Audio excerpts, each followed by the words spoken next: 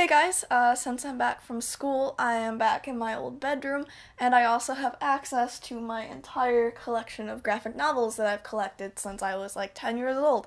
So I thought that today I'd talk about them.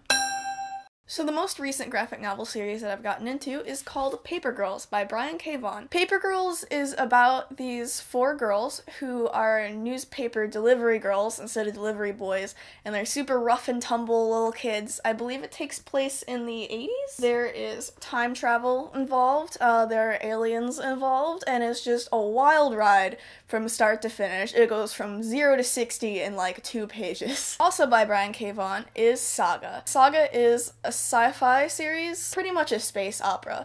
It's about the romance between these two characters as they are fleeing persecution because they are from different races and they are not allowed to be married. It's super funny, pretty violent, but in an entertaining way. Every character in the series is just so full of life and personality, and it's just an absolute joy to see what happens next, and I love it. The next book I have is The Complete Persepolis by Marjane Satrapi. I hope that I pronounced that correctly. It is about her life. It's basically a graphic memoir. She grew up in Iran. She's growing up during this period of political upheaval. She lives her high school years in Vienna after she has fled all of these terrible things happening in her home, and it's just like a coming of age story among a lot of really difficult things. So the next 2 books I have are from the same publishing company called First Second, and I actually like their graphic novels a lot, it seems. The first one is Anya's Ghost by Vera Broskel. The main character is a girl named Anya, whose family immigrated to America from Russia, and she just feels like an outcast at her school. And one day while she's out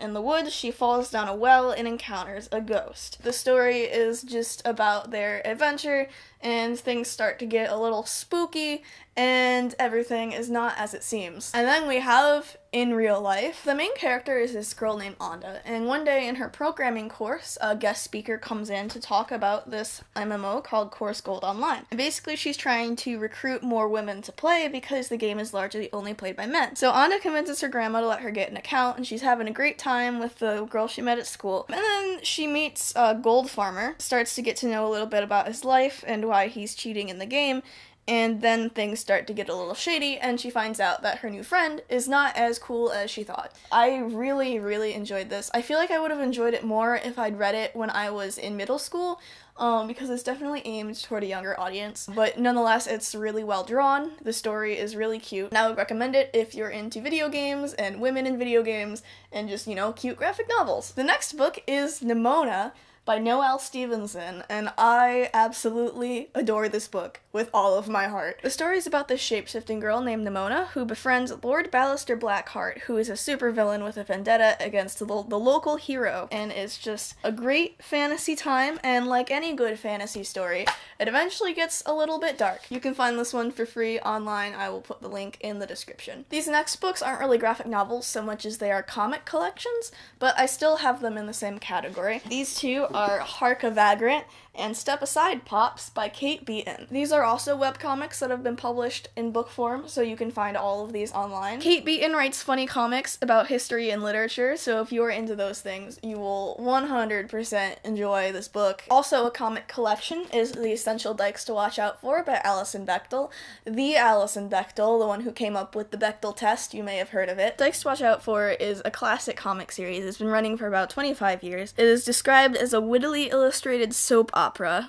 Bechtel calls it half op-ed column and half endless serialized Victorian novel of the lives, loves, and politics of a cast of characters, most of them lesbian, living in a mid-sized American city that may or may not be Minneapolis. So I haven't actually read much of this book because it's very thick. There's a lot of stuff condensed into the pages, and I just haven't really taken the time to sit down with it. I would like to spend more time with it in the future and read her other books like Fun Home. Okay, so now we're starting to get into high school and middle school territory. First up is Scott Pilgrim. I actually have the first 2 volumes in color, which I love them a lot, actually. I would highly recommend them. Scott Pilgrim is this college-aged kid who's dating a high schooler, and then this girl named Ramona Flowers just starts skating through his dreams, and he falls in love with her and pursues her, but in order to win her Moreover, he has to defeat her 7 evil exes. It reads very much like a video game. It's definitely a love letter to video games and comics, and I just absolutely adore this. The movie, to me at least, is just as good. It's probably been talked to death already, so I don't have much to add to it, but I do really, really like it. Okay, so we have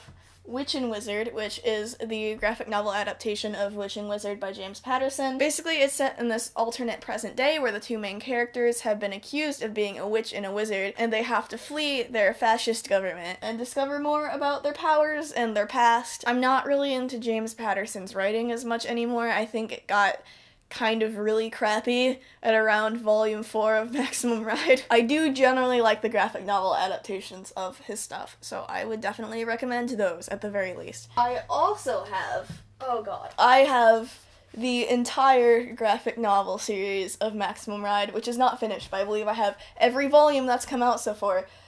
I started reading Maximum Ride when I was in 8th grade, and it influenced everything I wrote and made for many years. The novel reads like a comic book or an action movie, and so actually having it adapted into a medium with images was a genius idea, and it's great. I'm also really invested in the graphic novel series because the illustrator just continues to improve with every single volume. Like, the difference between the first volume and the most recent volume is unbelievable. Alright, next up we are hardcore in middle school with the Death Note series.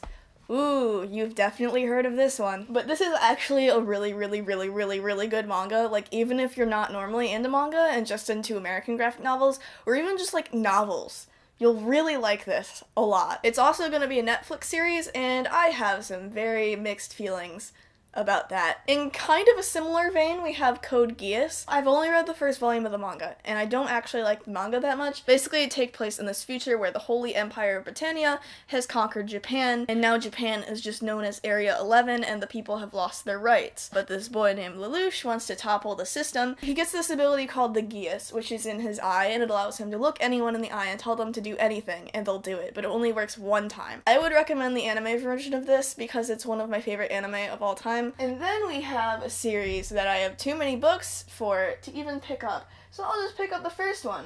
It's called Vampire Knight, and I'm kind of ashamed about it. Basically, the main character, Yuki, has a past that she can't remember, and throughout the series, you find out more and more about Yuki's past, in the past, like, of the families that are in the night class of Cross Academy. The 2 series I have after that are both Magical Girl series, which I still adore, unironically, I'm not even gonna lie. First up, we have Shugochara, which is cute.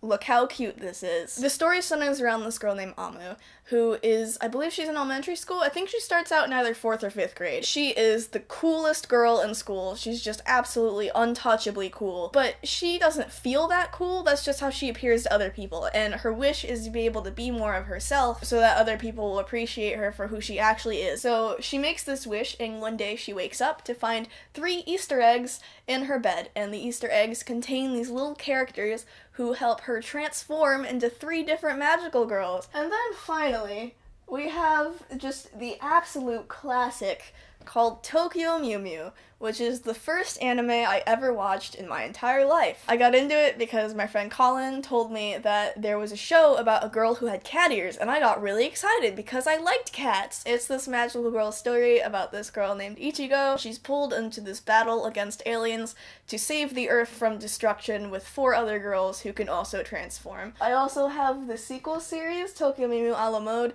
which I don't like as much. I regard it with some suspicion. So that is my graphic novel collection. I hope you found some good suggestions for graphic novels for you to read, and I will see you tomorrow.